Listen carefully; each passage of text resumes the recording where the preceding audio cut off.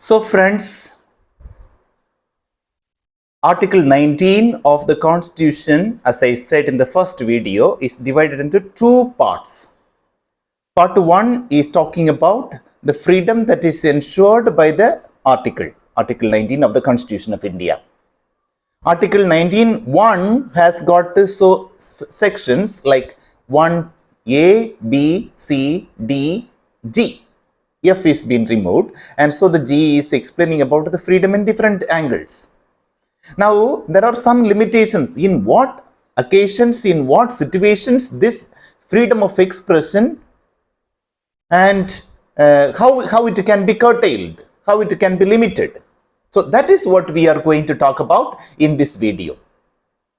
Article 19(1), as I said, is explaining about the freedom that is ensured. Article 19(2) is talking about the limitations in which people will be functioning.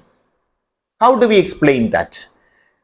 Article 19(1) expresses that freedom of speech and expression. Article 19(2) responds to that, in what situation this freedom of expression can be curtailed. Now, what are situations? If we say you can speak anything and everything, then there will be chaos.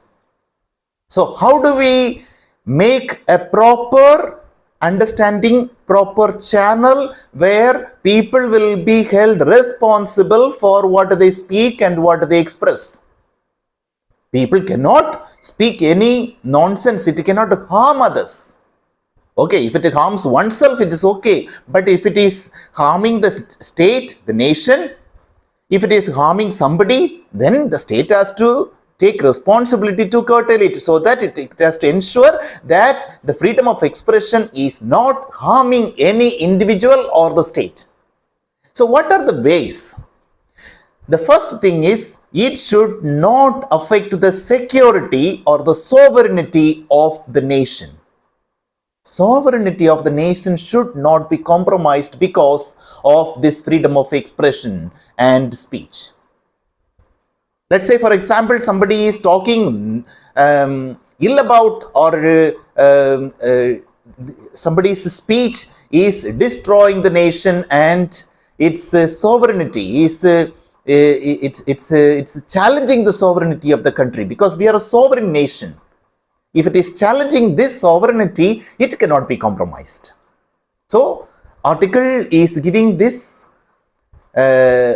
space where it is ensured that the sovereignty is not compromised because of the expression of the speech. It also should not compromise the relationship that we have, inter-state relationship, in a sense, the national relationship with other neighboring countries. You cannot talk about the other country any nonsense, so that our relationship with the neighboring nations or the countries is affected. You cannot make statements like that. Sovereignty cannot be compromised. Nations' relationship with other countries cannot be compromised, and it should not even affect the other people. So, to make it very precise, I would like to read it out. Sovereignty and integrity of India, the security of the state, friendly relationship with the foreign states, public order, decency or morality, or in relation to contempt of court, defamation and incitement of an offense. You cannot defame others. There are so many occasions where people do character assassination of individual whom they have rivalry. So those things are not indecency. You cannot go to the state very indecent way. You cannot use abusive words against particular community about instigating and stimulating their emotions. You cannot talk about their religion, their gods and parents, or their relatives, or people who are very close to their heart. You cannot attempt to do any insecurity building activities. So your expression should not harm the nation, harm the individual, in very short. If we understand that, that is the limitation. Now, I want in a very short note, I want to express the other sections also. 19.2 is talking about the freedom of expression, speech and expression, that is that should not harm the state and the individuals and the public. Very simple as that. Article 19.3 talks about the assembling. Your assembling in public places should not create a problem for others. So therefore, your assembling should not create threat to the state. If it is creating a threat, if it is creating a problem to the state and the sovereignty of the state, the security of the state, it will be curtailed. Right? And then Article 19.4 is talking about sovereignty and integrity of the state, public order of the morality and reasonable restrictions. Public order of the morality. So it is talking, it is against the point 19.1c.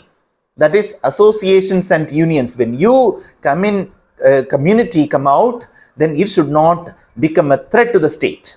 So therefore, it can also be curtailed only with regard to the state's security, and it should not be a threat to the public decency and order, law and order. Now, Article 19.5 talks about the interest of the general public and the protection of the interests of the scheduled tribe. Now, that is against Article 19.1d, that we can move to any place. You can move to any place, but it should not curtail the freedom of the tribals. They have their own privacy, they have their own cultural situation. You cannot go and harm their culture. And therefore, that can be with regard to the security of the state and the indigenous people. Their safety and security cannot be compromised. And so, in that occasions, it can be curtailed.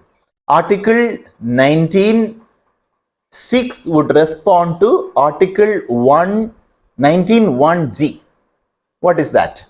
Article 19.1g talks about practicing any profession or carry out any occupation, trade or business. You can practice any profession, but at the same time, Article 19.6 would talk about that it should not affect the general public, should not be a harm, should not disturb the general public. It should be a reasonable restrictions on the exercise of the right. You should have your exercise of the right. You should have a legal profession. In a sense, it should be legal, accepted by the society. So that concern has to be, this should not bring any harm to the society. So you cannot say, any profession I can practice, so I can practice drug transportation in India. No, it is harming the community. It is harming the youth. So those certain, you cannot create any poisonous things in the world and you cannot kill the people.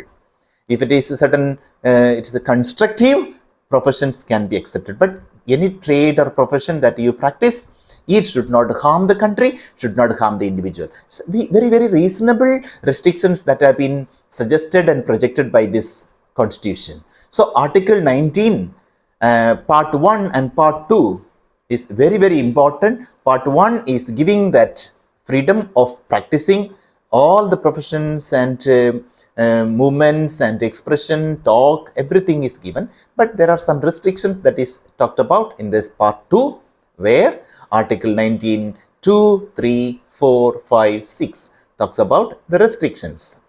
If there are any queries and clarifications, you can always get back to me and I will try to respond to it the best possible way. Thank you. God bless.